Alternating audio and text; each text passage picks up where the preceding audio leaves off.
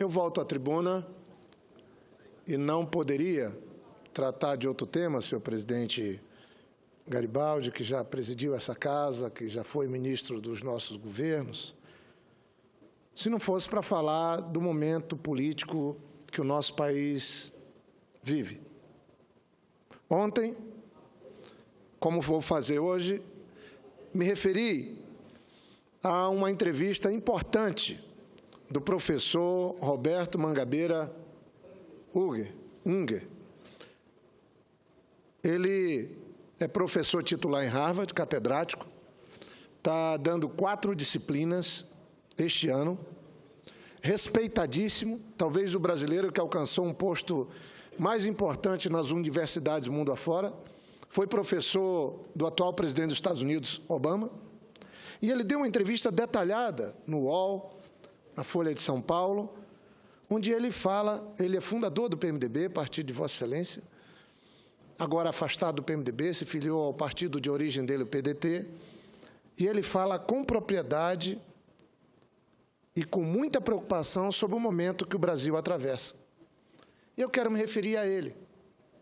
Vou também falar um pouco de um artigo que Marcos Coimbra, da Vox Populi, escreveu na Carta Capital esta semana, que também traz elementos que podem, há tempo, permitir uma reflexão sobre os problemas que estamos vivendo e também sobre os riscos que o nosso país está correndo.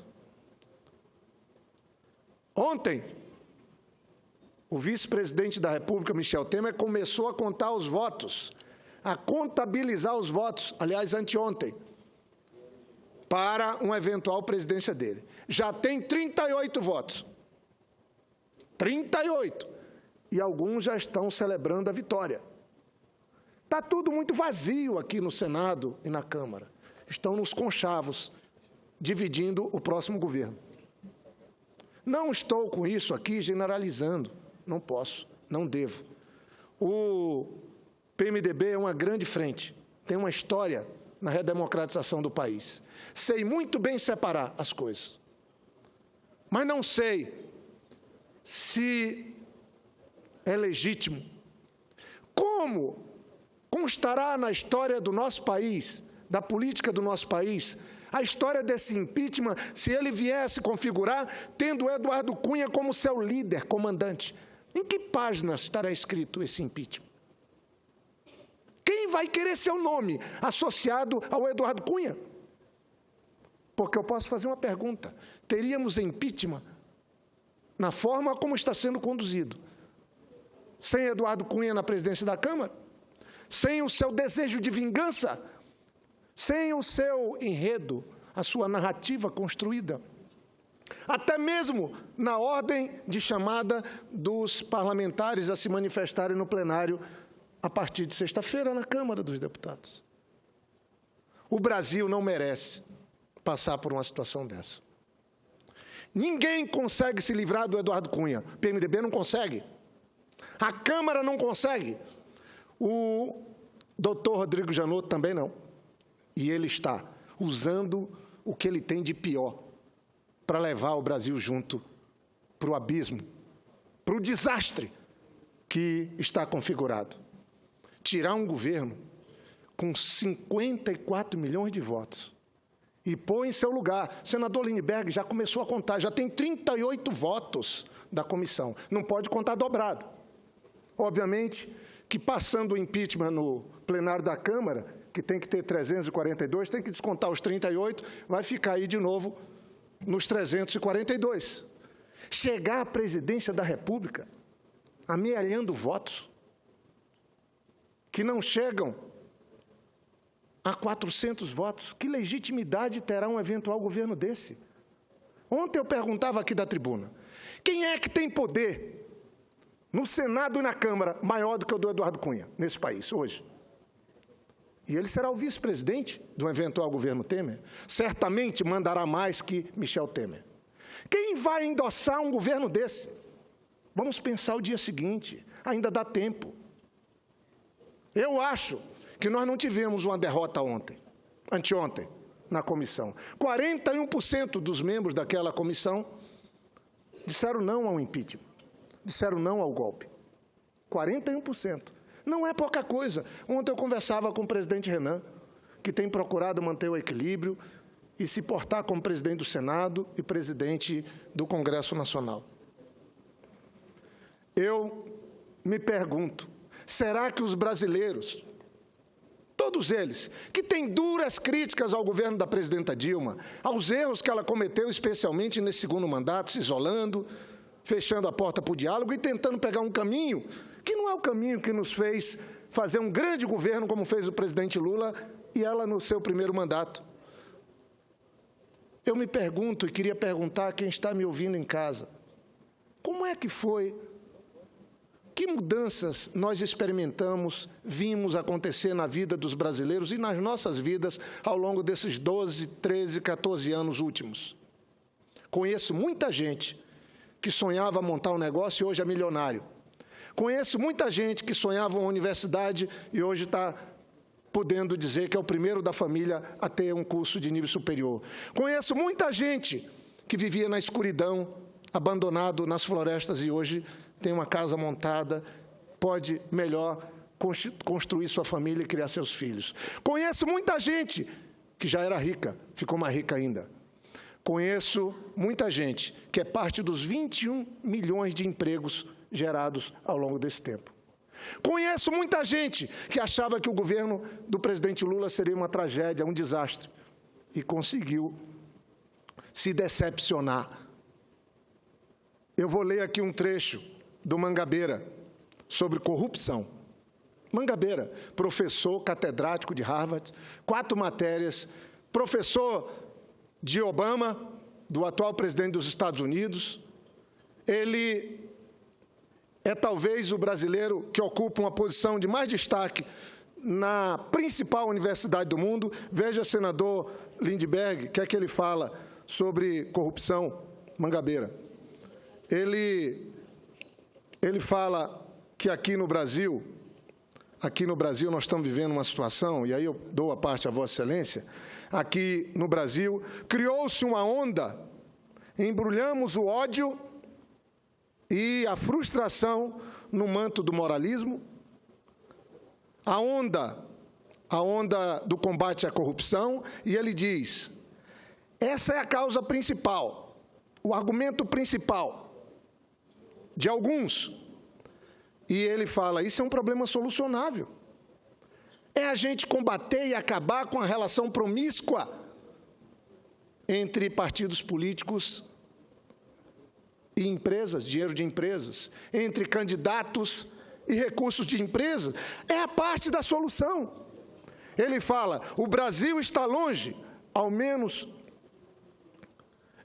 do ponto de vista da corrupção, comparado com os países emergentes.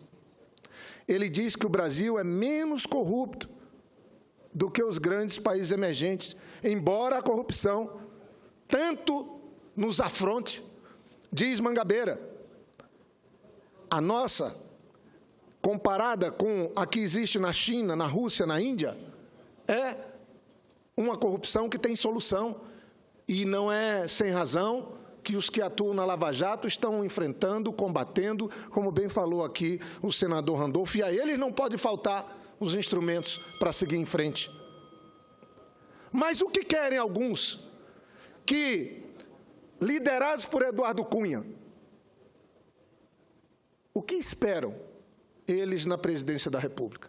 Certamente, dá um basta nesse processo que o Brasil inicia de combate a essa relação promíscua entre partidos políticos, entre financiamento de campanha e dinheiro empresarial que vem por empresas. Ele fala que criou-se uma onda no Brasil que embrulhou o ódio, a frustração, no manto da moralidade. A onda passará e deixará gosto amargo na boca. Não há atalhos para construir o Brasil. A polícia, os procuradores e a grande mídia se associaram para construir essa onda e conseguiram sensibilizar a imprensa. A onda utilizou o instituto perigoso das prisões preventivas, quem diz isso é Mangabeira, um verdadeiro Ele fala que é uma agressão à liberdade do país. E aí, por fim, ele fala: uma parte da elite jurídica e judicial abdicou de sua responsabilidade de pôr um freio às paixões do momento. Temos de enfrentar a corrupção, sim, diz Mangabeira, mas não a custo de fragilizar a democracia brasileira. Ele faz uma defesa intransigente de que a presidenta Dilma conclua seu mandato. Eu ouço o senador Lindbergh para poder concluir meu pronunciamento. Vossa Excelência, como sempre, senador Jorge Viana, faz um excelente pronunciamento. Vossa Excelência tem sido um senador muito combativo a denunciar esse golpe aqui em curso. E Vossa Excelência tem razão. Nós temos uma chapa do golpe, que é Temer e Cunha. Mas Vossa Excelência, no pronunciamento de ontem, falou. Mas a ordem é outra. Cunha, a ordem é Cunha. Temer continuaria sendo vice. A relação dos dois, a gente sabe, eles sempre foram muito próximos. Mas Vossa Excelência tem razão.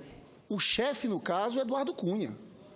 Eu não sei o que é que eles estão loteando, porque tem gente aqui fazendo discurso sobre negociações. Olha, essa negociação que está sendo conduzida pelo entorno de Michel Temer, você vê Padilha, Eliseu Padilha, que todo mundo sabe aqui, das suas posições, Sandro Mabel, Eduardo Cunha. O que é que eles estão prometendo? É o quê? Proteger da Lava Jato? Nomear quem para diretor da Polícia Federal? Porque esse é o pano de fundo. Eles querem aqui, estão se aproveitando de manifestações legítimas para assaltar o poder, para tentar enterrar as investigações. Agora, eu quero chamar a atenção dos deputados, dos senadores do Brasil, porque se alguém acha que tirar uma presidente da República sem base jurídica, porque não há, é uma fragilidade impressionante da peça de afastamento da presidência da República. Quem acha que, se eles afastarem a presidenta Dilma, dar esse golpe, vai ter estabilidade no país, é um grande engano. O que vai acontecer no outro dia? Uma dualidade institucional. A Dilma fica no Palácio da Alvorada, porque é direito dela, e o Temer vai para o Palácio do Planalto. Eu, sinceramente, se alguém acha que o Temer tem 1% na pesquisa Datafolha... Vamos ser justos, perto de 2. Um em um cenário e 2 em outros cenários. Ele tem 1/4 do que tem o Bolsonaro. Com a rejeição de 60. Eu nunca vi uma coisa tão gritante. Rejeição de 60 e tem 2. Eu já vi rejeição de 60 tendo 20. Chegar à presidência assim. Tendo 20. Agora, esse povo que foi nas ruas, será que o vice-presidente Michel Temer está achando que esse povo vai aplaudir? Eles já anunciaram um pacote de maldades contra o povo brasileiro. Senador Garibaldi, nós não vamos aceitar. Eu tenho certeza, hoje tem 34% da população contra o impeachment. Era 10%, já é 34%. Eu tenho certeza que 1 mês, 2 meses, na hipótese deles vencerem com esse golpe, em 1 mês, 2 meses, nós temos mais de 50% da população dizendo que é golpe, dizendo fora Temer. Nós vamos criar um precedente terrível. Nós vamos viver um momento de muita instabilidade política. É isso que eu tenho alertado todos os dias. Não vamos reconhecer como legítimo um presidente fruto de um golpe, porque, na verdade, é uma eleição indireta. É um governo dos 1%, porque ele tem 1% das pesquisas e quer fazer o governo para o andar de cima, aquela ponte para o futuro. Eu sempre digo, aquele projeto, nunca um presidente da República seria eleito com um programa como aquele. Só pode ser aprovado em casos como esse de golpe. Então, eu chamo a atenção... nesse momento, que tem que ter muita responsabilidade dos deputados e senadores para não colocarem o Brasil numa grave crise política, aprofundar ainda mais essa grave crise política, porque eu acho, senador Jorge Viana, que o cenário, se houver o golpe, nós vamos ter 6 meses de luta política cotidiana, de manifestações diárias, porque não vamos aceitar esse governo ilegítimo e muito menos o seu programa. Eles estão preparando um pacote de medidas impopulares para lançar logo nos primeiros dias do governo. Sabe o que pode acontecer, senador Jorge? Na hipótese de passar a admissibilidade, nós vamos ter um julgamento aqui no Senado, na hipótese de passar, que eu espero, e ao contrário do que eles dizem, nas nossas contas nós temos maioria dos votos. Eles estão com essa especulação a cada hora para tentar construir aquele efeito manada. Eu estou com números aqui. O líder do governo na Câmara vai dar uma entrevista coletiva. Eles não têm votos hoje, eles não têm os 342 votos. Hoje o fato é esse. Eles não têm os 342 votos. Mas nessa hipótese, o que acontece? depois vai ter o julgamento aqui, no Senado. E é preciso ter, nós com 27 votos, nós impedimos o impeachment. Eu não tenho dúvida nenhuma que 2 meses de governo Michel Temer, ele vai ter mais de 50% do povo contra ele. Vai ficar claro para o Brasil que foi golpe. E nós podemos derrotar isso aqui no Senado Federal. Olha para onde a gente está indo. Se alguém acha que é estabilidade, não. Vai ser luta política nas ruas por 6 meses. É um quadro muito ruim para o país. Por isso eu chamo a atenção e peço responsabilidade.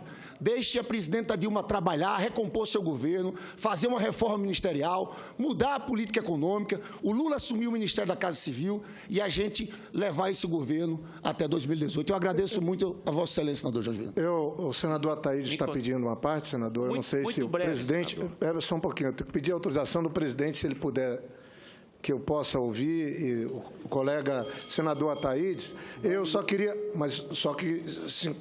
50 segundos não deve dar. Melhorou. Eu só queria dizer, senador Lindbergh, agradecer a parte de Vossa Excelência, talvez, num eventual governo de Michel Temer e Eduardo Cunha, ou de Eduardo Cunha e Michel Temer, a primeira crise, porque pelo menos é o que eu tenho ouvido de alguns colegas nos bastidores, de que é que vocês vão fazer com o Eduardo Cunha, se tirar fora ele? Primeira crise teria que ser caçar o outro vice, tirar o vice. Ou sair o titular e o vice assumir de vez logo. Né? Isso é uma situação, isso é uma crise grave anunciada. Mas aí sim, uma crise insustentável. Qual é a base social que aguentaria um governo de um eventual governo de Michel Temer e Eduardo Cunha? O PSDB tem dito que não participará. Então, nós vamos enfiar o Brasil, em vez de resolver um problema da crise, combatemos as falhas do governo Dilma, combatemos os erros que o Brasil vive, combatemos essa hipocrisia que a gente vive aqui. PR saiu ontem da base. Qual é o partido que mais tem gente na Lava Jato? O PP. É o PP. Não estou acusando ninguém de culpado, não, mas isso aí não conta.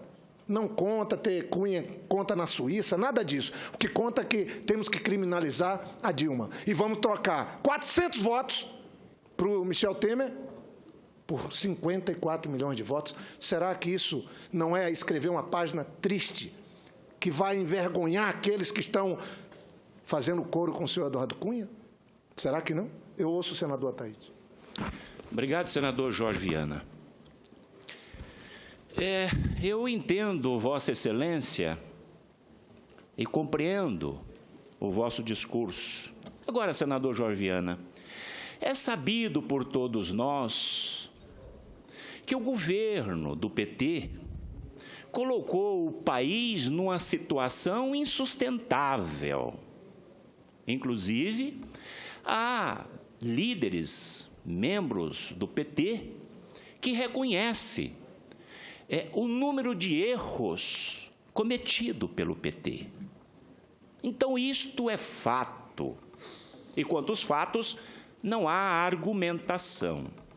O que eu poderia, senador Jorge Viana, como empresário de longa data, o que Vossa Excelências me permite colocar desta forma, deveria ter feito nesses últimos meses dessas tribunas do Senado e da Câmara, era mostrar para o povo brasileiro como consertar todo esse estrago cometido. Aí sim, o povo brasileiro, imagino eu, poderia dar mais um voto de confiança a este governo. E daria, sim, para não ver chegar este momento triste que a nossa República está convivendo. Isso é terrível. Isto é catastrófico.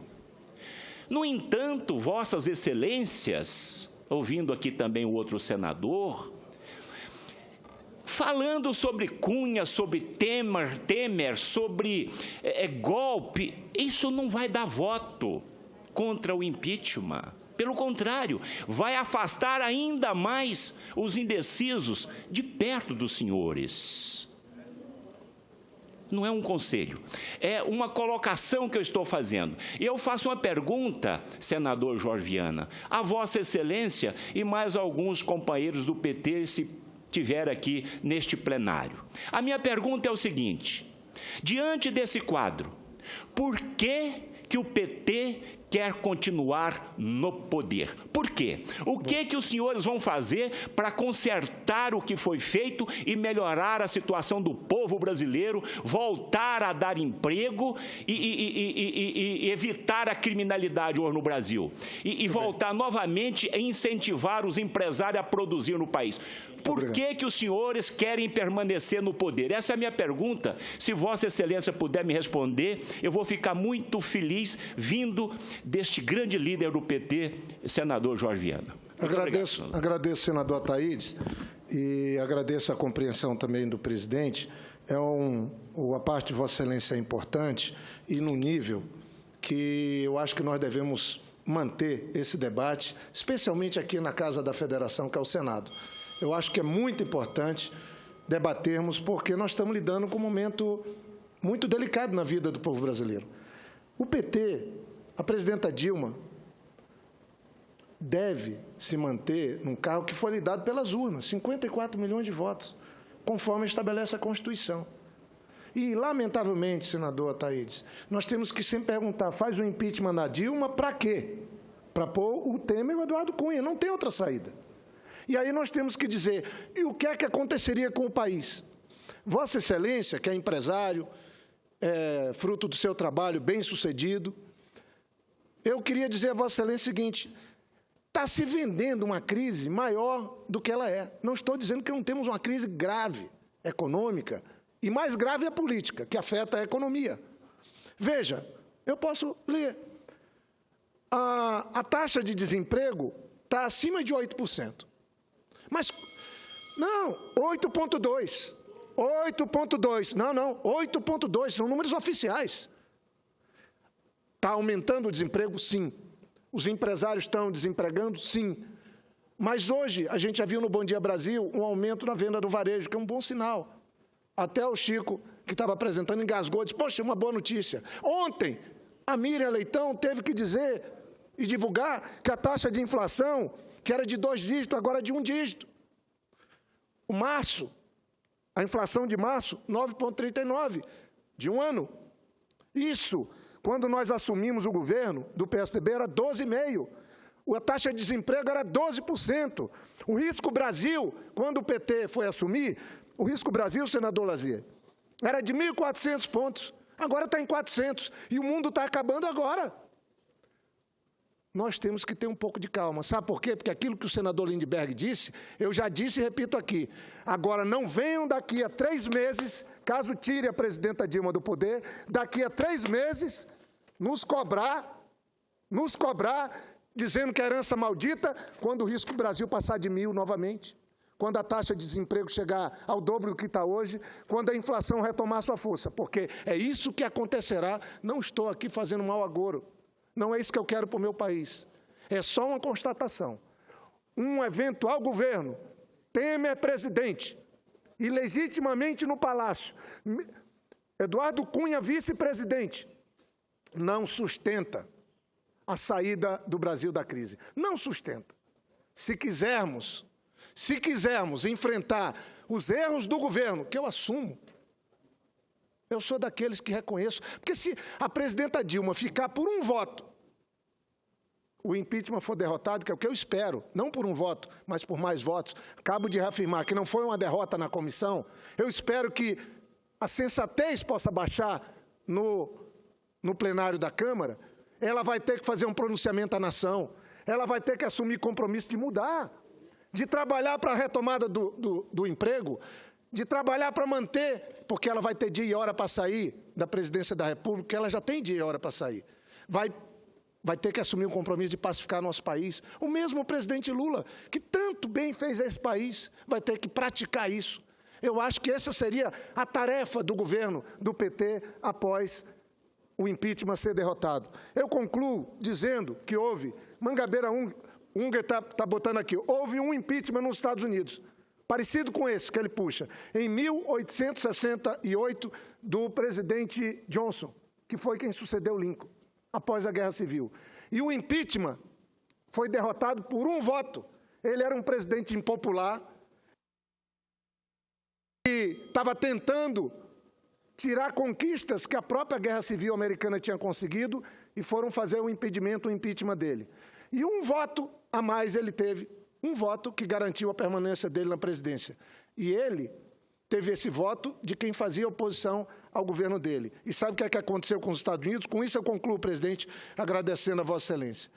Embora o presidente Johnson continue na história a ser considerado um presidente muito ruim, até hoje, a derrota do impeachment é comemorada como um marco na evolução constitucional dos Estados Unidos.